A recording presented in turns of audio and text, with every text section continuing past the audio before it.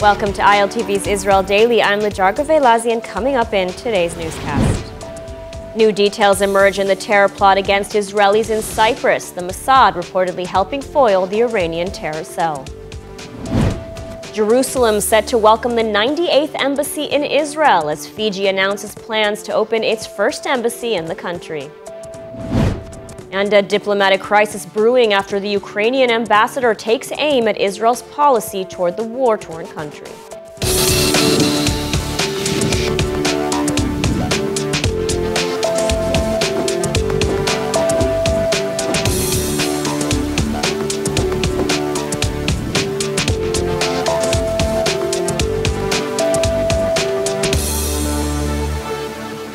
More details emerging in the terror plot against Israelis in Cyprus. The Mossad helped crack the Iranian terror cell that planned attacks against Israeli and Jewish targets on the island.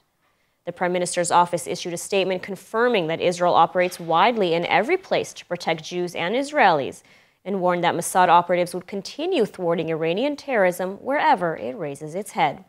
ILTV's Steve Leibovitz with more.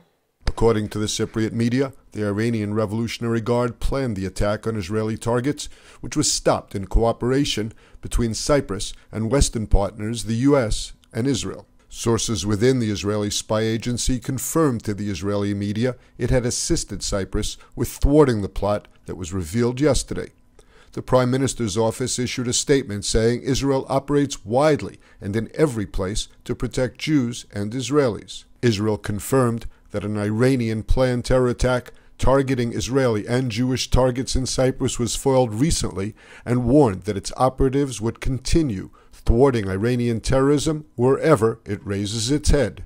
Cypriot media said the suspected attackers in the failed plot were using the Turkish breakaway northern part of the island as a staging area for the potential attack, and that intelligence services had closely followed the cell for a number of months. Israeli media speculated that the potential targets in Cyprus may have been Chabad House, a kosher restaurant or kosher hotel filled with Israeli tourists, or an Israeli business person dealing in real estate on the island nation. There has been a lot of speculation as to the future of the Palestinian Authority, and now new remarks by Prime Minister Benjamin Netanyahu may shed some light on Israel's stance. Israel will help the Palestinian Authority financially and has no interest in the PA's collapse. Those are the comments from Prime Minister Netanyahu in a closed-door briefing at the Knesset Foreign Affairs and Defense Committee, according to Hebrew language Kan Broadcasting, which obtained the remarks. Speaking about the future of the PA the day after elderly PA President Mahmoud Abbas leaves office, Netanyahu also spoke about the need to curb Palestinian aspirations for statehood. And so joining us now with more on Israel's relations with the Palestinian Authority is Yoni Ben Menachem, expert on Palestinian affairs and a senior research fellow at the Jerusalem Center for Public Affairs. Thank you for joining us. Thank you for having me.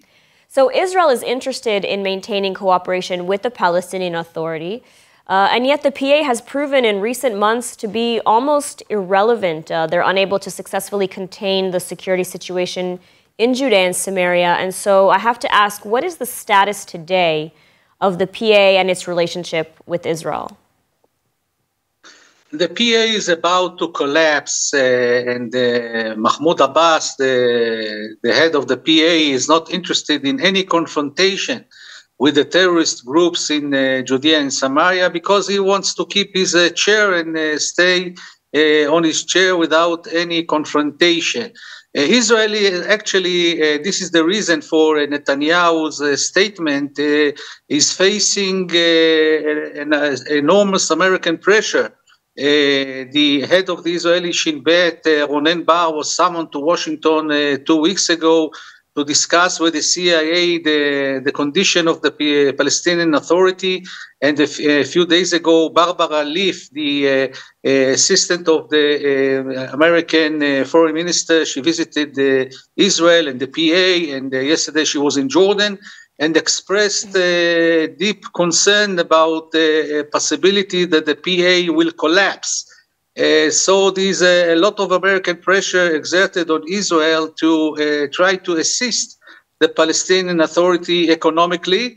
But Netanyahu is right, saying, okay, we will help the Palestinian Authority economically, but don't even dream about an independent Palestinian state, because this is a great danger for the state of Israel. And clearly the alternative is also not welcomed by Israel, a Hamas takeover of Judea and Samaria.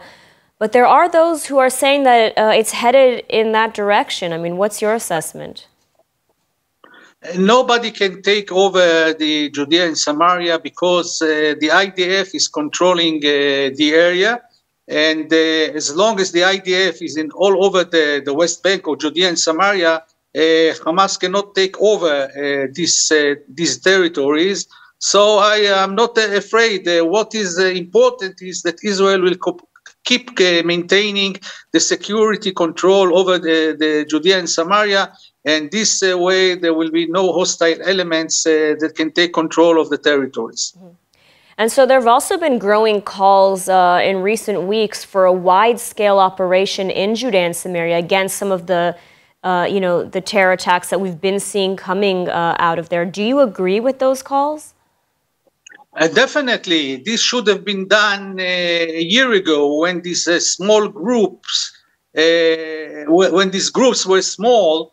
And today we're talking about a monster of terror. They're talking about only in Samaria area in the north of the West Bank.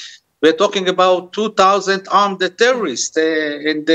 Unfortunately, the Lapid government and the Bennett government, they were afraid of the American pressure, so they did not operate against these armed terrorist groups. But Netanyahu government should launch a big military operation, especially in Jenin and Nablus area, to try and eliminate this terror infrastructure that is growing and becoming a big monster.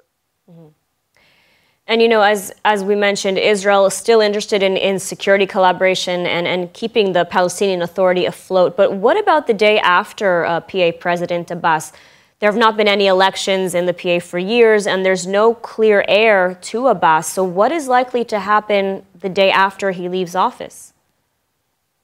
What will happen is that there will be a temporary leadership for the Palestinian Authority until there will be general elections. And actually the Palestinian constitution allows that there will be a temporary head of the PA until there will be general election. This happened in 2004. After Yasser Arafat died, there was a temporary leader for the Palestinians, and then there were general elections, and Abu Mazen was elected in 2005. So the same scenario is going to happen this time, and I don't think we have a lot to worry. And is there a front runner right now, or anyone who is likely to assume the leadership position? There are three prominent Palestinian figures in the head of the Fatah. We're talking about Hussein al-Sheikh, who is the Secretary General of the Executive Committee of the PLO. We're talking about Majid Faraj, the head of Palestinian intelligence, and we're talking about Mahmoud al-Alul, who is the deputy of Abu Mazen in the Fatah movement. These are the three major figures that are competing and will probably run in the elections to be elected as the head of the PA. All right, Yoni Ben Menachem, thank you so much for your analysis today. Thank you. Thank you. And moving on, Israel and Saudi Arabia could have normalized ties within a year. That's the view of Foreign Minister Eli Cohen, who told reporters that Israel is interested in advancing a peace agreement with Saudi Arabia. ILTV's William Sharon reports. Foreign Minister Eli Cohen even set a date for Israeli-Saudi normalization, saying that he is very optimistic that the relations will normalize before March 2024. After that, said Cohen, U.S. President Joe Biden and his administration will be too focused on his re-election campaign.